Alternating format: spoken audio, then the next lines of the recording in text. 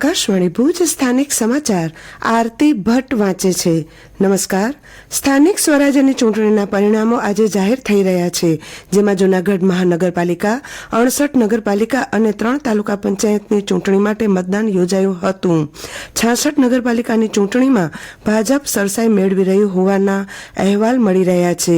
મહીસાગર જિલ્લાની લુણાવાડા, સંતરામપુર, બાલાસિનોર નગરપાલિકા સહિત ખાનપુર તાલુકાની કનોડ તાલુકા પંચાયતમાં ભાજપનો વિજય થયો છે। સુરેન્દ્રનગર જિલ્લાની થાનગઢ નગરપાલિકાની ચૂંટણીમાં પણ ભાજપે જીત મેળવી છે।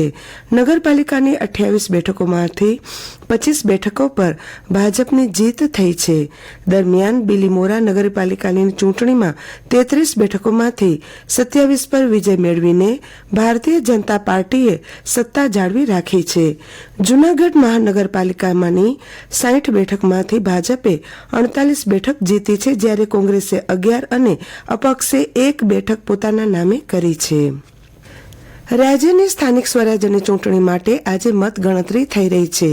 એક પછી એક બેઠકોના પરિણામ સામે આવી રહ્યા છે, જેમાં મોટાભાગની બેઠકો પર ભારતીય જનતા પાર્ટીએ જીત મેળવી છે અને બાકીની બેઠકો પર આગળ હોવાનું જાણવા મળી રહ્યું છે।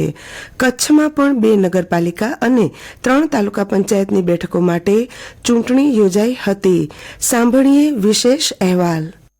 રાજ્યની સાથે કચ્છમાં 2 નગરપાલિકા અને 3 તાલુકા પંચાયતની બેઠકોના પરિણામ જાહેર થઈ ચૂક્યા છે। ભચાઉ નગરપાલિકામાં કુલ 7 વોર્ડની 28 બેઠકો માટે ચૂંટણી યોજાઈ હતી, જેમાંથી ભાજપે 17 બેઠકો બિનહરીફ જીતી હતી, જ્યારે બાકીની 11 બેઠકોના પરિણામ આજે જાહેર થતા તમામ 11 બેઠકો પર ભાજપે જીત મેળવી લીધી છે। આમ ભચાઉ નગરપાલિકાની તમામ 28 બેઠકો ભારતીય જનતા પાર્ટીએ કબજે કરી છે।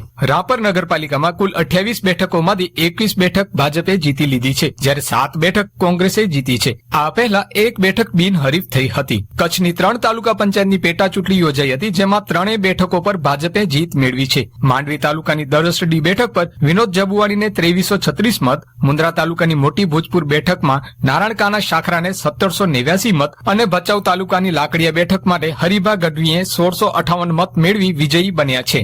સ્થાનિક સ્વરાજ્યની ચૂંટણીમાં ભારતીય જનતા પાર્ટીએ સારો દેખાવ કરતા કાર્યકરો અને પક્ષના મોવડીઓમાં ઉત્સાહનો માહોલ જોવા મળી રહ્યો છે। ફટાકડા ફોડી એકબીજાનું મોઢું મીઠું કરાવી શુભેચ્છાઓ આપવામાં આવી રહી છે। ઠેર ઠેર વિજેતા ઉમેદવારો જીતને વધાવવા વિજય સરઘસ કાઢીને મતદારોનો આભાર વ્યક્ત કરી રહ્યા છે। રાપર ધારાસભ્ય વિરેન્દ્રસિંહ જાડેજાનું ભાજપ સમર્થકોએ બહુમાન કરી વિજય યાત્રા યોજી હતી। પરેશ મારુ, આકાશવાણી સમાચાર, ભુજ।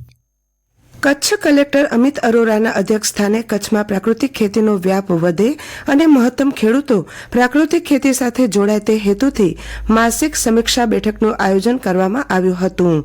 આત્મા પ્રોજેક્ટના deputy project director Kalpesh Maheshwari દ્વારા પ્રાકૃતિક કૃષિનો વ્યાપ વધારવા માટે કરવામાં આવી રહેલ વિવિધ પ્રયાસો અંગે માહિતગાર કરવામાં આવ્યા હતા, જે બાદ જિલ્લા કલેક્ટરે પ્રાકૃતિક કૃષિના લાભ ખેડૂતોને સમજાવીને પ્રાકૃતિક પેદાશોના વાવેતર સાથે તેના વેચાણ માટે જરૂરી માળખાકીય સુવિધાઓ વિકસાવવા, ખેડૂતોની ઈ બુક તૈયાર કરવા, ખેડૂતોની પ્રાકૃતિક કૃષિ હેઠળની જમીનનું જીઓ મેપિંગ કરવા અંગે સૂચન કર્યું હતું।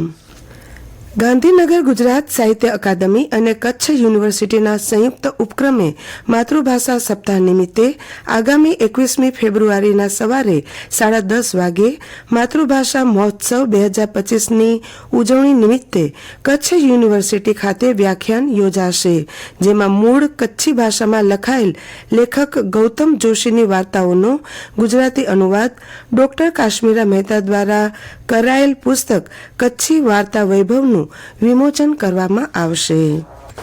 જિલ્લામાં આવેલ કાજરી કૃષિ વિજ્ઞાન કેન્દ્ર કુકમા દ્વારા mission for integrated development of horticulture project હેઠળ ભુજ તાલુકાના કુનરિયા ગામ ખાતે બીજ મસાલાની સુધારેલી ખેતી વિષય પર તાલીમ કાર્યક્રમ યોજાયો હતો, જેમાં 111 સહભાગીઓએ ભાગ લીધો હતો, જેમને જમીનના પોષણ માટે જીવામૃત અને ખારી જમીનને સુધારવા માટે હ્યુમિક એસિડનું વિતરણ કરવામાં આવ્યું હતું। આ સાથે સ્થાનિક સમાચાર પૂરા થયા।